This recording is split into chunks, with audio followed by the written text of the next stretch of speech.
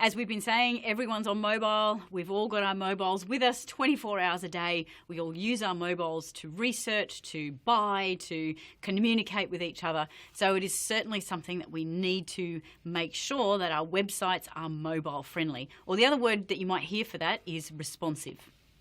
So we're going to go back to our favourite again, enthusiast. So we can see here, and this is one of the big mistakes, especially for older websites, if they're old, what's called HTML websites that are static, they don't, when they're viewed on a mobile screen, they don't sort of scale down. So you can imagine someone who needs to wear glasses to be able to read.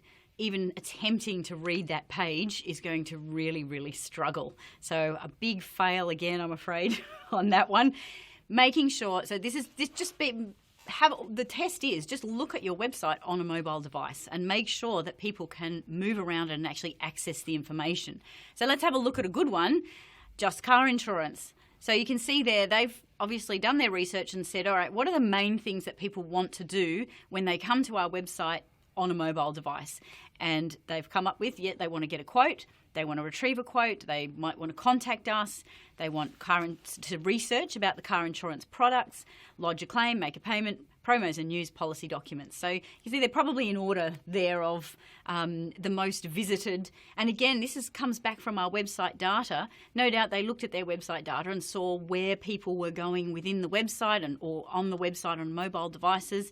And they determined which are the most important things to put up front there and make it easy for people to connect with the business and get what they want when they get there on a mobile. And they've still got their headline on there for drivers of modified high performance and imported cars. So they're positioning themselves really well. They're telling you straight up. Now, with mobile design, it is something you have to play around with a little bit. Luckily, most themes or themes for websites do it sort of automatically these days, but it's something they're what's you've called just responsive. Yeah. So most of the websites that we build and use are built using WordPress, the platform called WordPress, because it is just so modifiable. There's all these people who make free, what would you call it?